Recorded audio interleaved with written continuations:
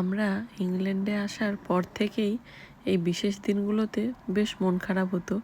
এই যে রথযাত্রার দিন, রথের মেলায় যাওয়া, রথের দড়ি টানা, রথের মেলায় সেই পাঁপড়, জিলিপি আর কাঁচের চুড়ির দোকান সব মিলেমিশে একটা দারুণ হৈ হৈ ব্যাপার ছিল। আমাদের ছোটোবেলায় যেমন আমরা রথের মেলাও যেতাম, আবার বাড়িতেও ছোট ছোট রথ বানিয়ে সেই রথ টানতে বেরোতাম। তো সেই রথের দিনটা অনেক দিন ধরেই ভাবতাম যে এখানেও যদি কিছু করা যায়।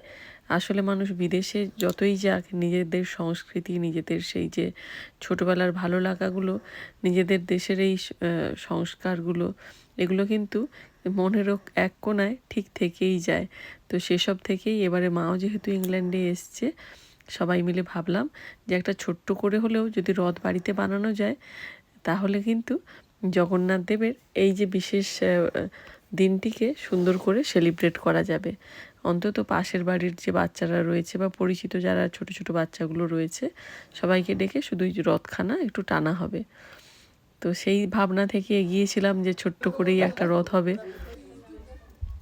তারপরে দেখলাম যে সবাই এখানে যারা ইন্ডিয়ান রয়েছে, আমাদের এখানে ক্যাম্পাসে যতজন রয়েছে আর আমাদের ফ্রেন্ড সার্কেলে সবাইকে কিন্তু এই অনুষ্ঠানটায় তো দেখতে দেখতে সেটা এতটা বড় হয়ে যাবে ভাবাই যায়নি। মানে আমাদের সব প্রতিবেশী সবাইকে ডেকে যখন দেখলাম প্রায় 40 জন ছাড়িয়ে গেছে।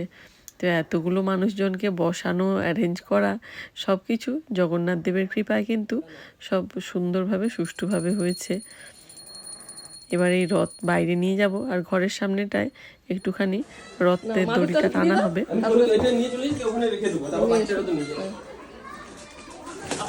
আস্তে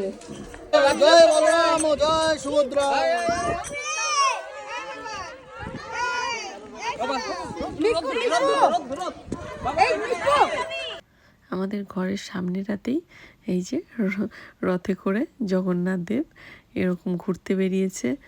আর সেইটাই যে সেই আমাদের ছোটোবেলাটাকে আরেকবার ফিরে পেলাম। সব বাচ্চাগুলো যখন রথের দড়ি টেনে নিয়ে যাচ্ছিল, দেখে মনে হলো যে এক ছুট্টে বোধহয় নিজের দেশে পৌঁছে গেছি, নিজের গ্রামের সেই রথের মেলায় যাবার আগে বিকেলবেলায় সেই রথ বানিয়ে বাচ্চারা যেমন টানতে বেরোয় এখনও, এখানেও দেশের সেই এক চিলতে যেন নিজেদের ছেলেবেলাটাকে খুঁজে পেয়ে গেলাম।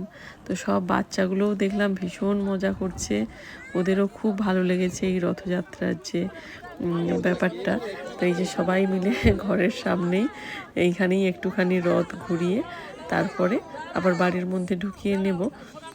আর এখানে যেহেতু ওই মাসির বাড়ি নিয়ে যাওয়ার ব্যাপারটা আমাদের আগে থেকে পরিকল্পনা করা ছিল না, শেষ মুহূর্তে ওটাও প্ল্যান করা ছিল না, তাও জগন্নাথ দেবের ইচ্ছেতেই মাসির বাড়িও ঠিক হয়ে গেল আর জগন্নাথ দেবকে মাসির বাড়িও পাঠানো হয়েছিল। তো সেটা কোথায় গেছে সেটা আমি পরের ভিডিওতে তোমাদেরকে দেখাবো।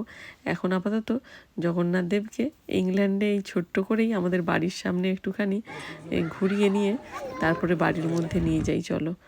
এই যে এত বন্ধু বান্ধব এসছে দেখো, 1-2 লোক হবে ভাবলাম, তারপরে বাচ্চারা হবে। দেখতে দেখতে দেখি কত লোকজন হয়েছে।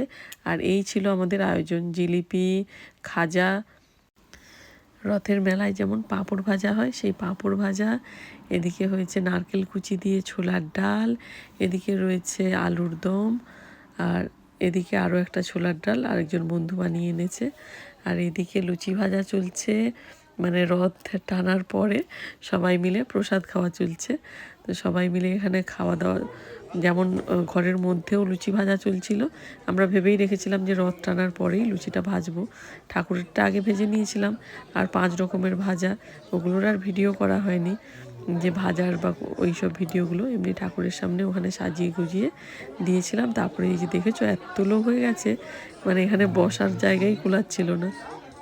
এই ভাজাভুজিগুলো মাই করে নিয়েছিল, আমি যতক্ষণ রেডি হতে গেছিলাম বা ছেলেকে রেডি করছিলাম ততক্ষণে দেখলাম এদিকে মা এগুলো রেডি করে ফেলেছে।